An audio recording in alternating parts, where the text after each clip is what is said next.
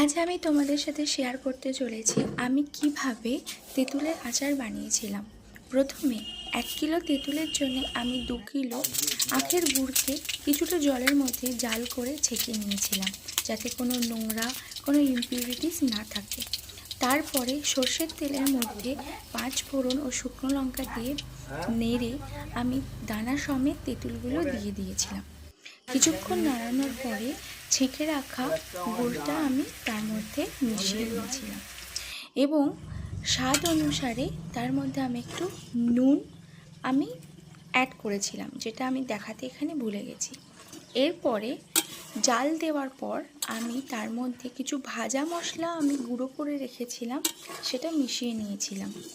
যদি জানতে চাও গুঁড়ো মশলাগুলো কী কী ছিল আমাকে কমেন্ট করো, আমি বলে দেব।